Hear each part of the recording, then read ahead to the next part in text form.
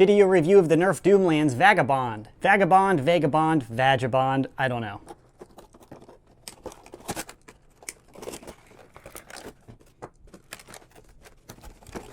Included is the blaster, a few darts, and the instructions. Starting up at the front, it has a nice giant open hole in the front. That is the only active port. That's where it actually fires. And then there are the other open holes. That's not actually where you load this blaster though. To load the cylinder, you slide a dart into the side here, like this.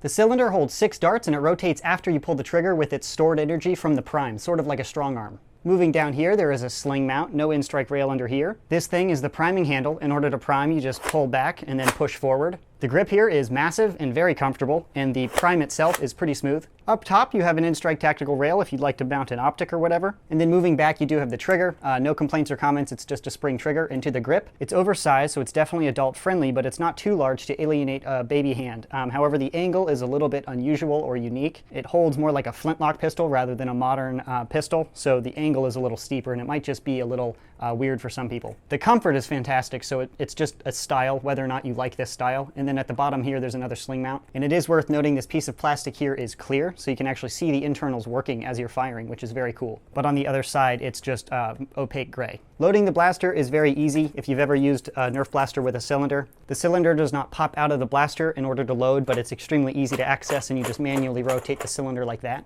And like I mentioned, to prime, you pull down and then push forward and then pull the trigger once. If you hold down the trigger, you also have slam fire, which fires when you pull back, and then you hit the forward position, the dart is launched.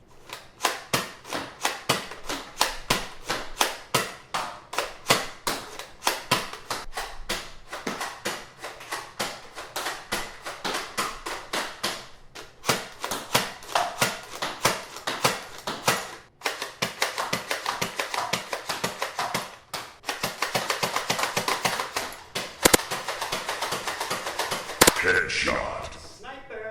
To the performance, the velocity averaged about 73 feet per second, averaged over 10 elite darts. The elite norm is around 70 feet per second, so it's about average, a little bit hotter, but not enough to make a huge difference. The velocity and range are what you should expect from modern elite blasters. So now getting to my opinion of the Vagabond or Vagabond, I'm going to be calling it the Vagabond just because that's hilarious. Overall, the mechanics are solid, the slam fire is nice, loading it and operating it all works exactly what you would expect, nothing's really wrong with it at all. So if this is the style of blaster that you prefer, a very oversized pistol, I would definitely recommend it if you like the looks, you like how it holds and all of that. But honestly, it's pretty much a strong arm that's much larger. Sure, you can go a little bit faster with the pump action compared to the strong arm's top priming, but I wouldn't say that's a big enough advantage to pick this over a strong arm if you're purely after performance. But because the performance is nearly identical to the strong arm as far as range and velocity goes, the mechanics are solid. If this is your style of blaster, I would definitely recommend it. So this one comes down to opinion. It performs just as you would expect from a current elite blaster. The shell is cool, the mechanics all work pretty well,